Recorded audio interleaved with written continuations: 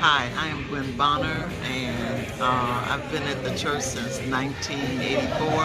And when I came here, Brother Peck was already here. And just over the years, you had to love Brother Peck. And the thing that got me most was that if you got too close to Brother Peck, he was gonna back up. He was like, no, you're in my space. But he did love you. And it's so interesting that we went to the General Conference in San Antonio, Texas, not knowing we were going to be on the same flight.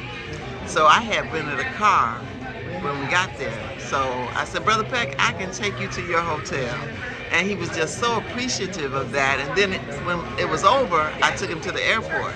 So Brother Peck was just very easy to love. And he loved everybody.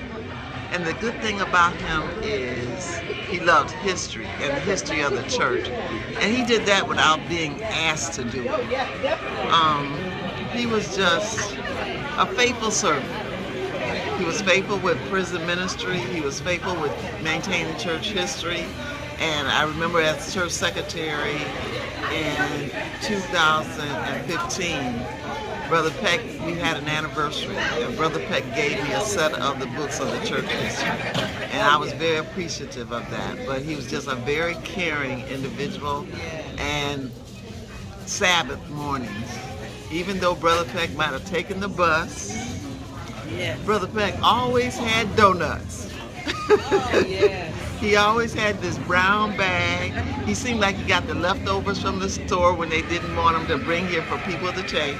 So he was just caring about his church family. And like they said, he will be truly missed, and we won't find anybody to replace him as far as the church history is concerned. The whole community said the same thing because she was young. My mom was young, but she said she loved my daddy. That's it. And when she died, this is probably what hurt, because Tillman and I we flew in from. I was at Texas at Prairie View A&M when I got the word that Father had passed, and he was in D.C. So he flew me back from Prairie View to Tallahassee, and he flew down.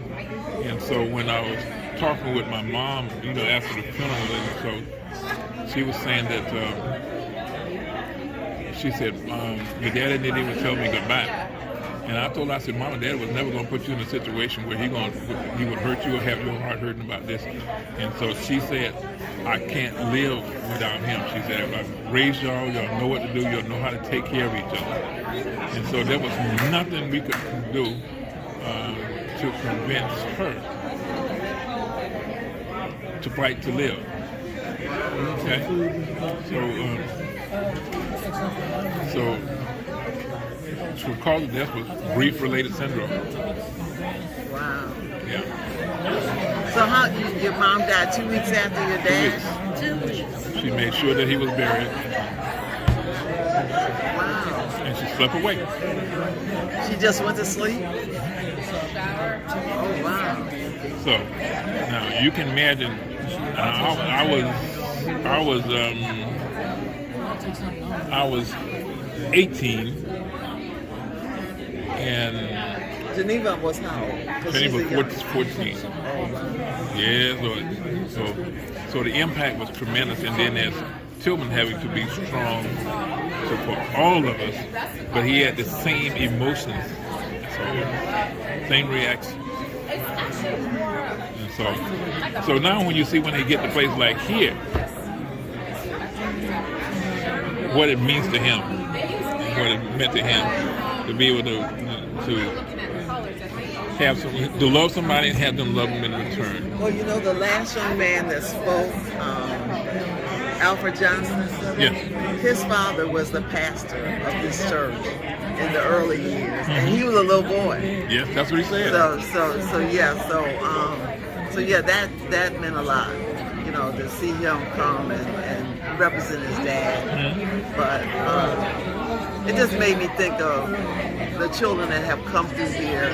Like I said, I spoke to my children and said, Brother Peck passed. It was like, oh man, Brother Peck. And so, mm-hmm. the young people even knew who Brother Peck was. Yeah. I think he just liked working with the young people. I think he had fun. Good. Because when I was in NYSD, that was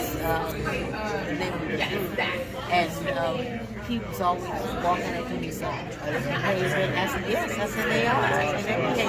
You know. He said, okay. And he would sit down and talk to me for a little while. And then he would get up and leave the meeting, you know. But I think all of young people like he was just... The interesting thing, Brother Peck lived right around the corner from a Seventh-day Adventist church, First Church. He could have walked to that church without a problem. He didn't need to take a bus at any time. It was right around the corner from his apartment. And I said he chose to come all the way down here to Fort Washington to go to church. When First Church was there, and it's a black church, and it was just right around the corner. When I saw his apartment and I realized he's around the corner from First Church. Well, the I was first time I surprised. took him home from here, I said to him, I said, why are you coming all the way out here? He said, I like it. I said, he would just say, I like it. And that's what he said.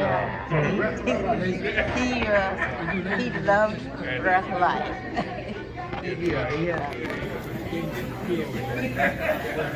Yep, yes, he did. He loved Breath of Life. Right? There's no doubt about that. But this is fantastic. I got 4 minutes and 32 seconds of this. Oh, good.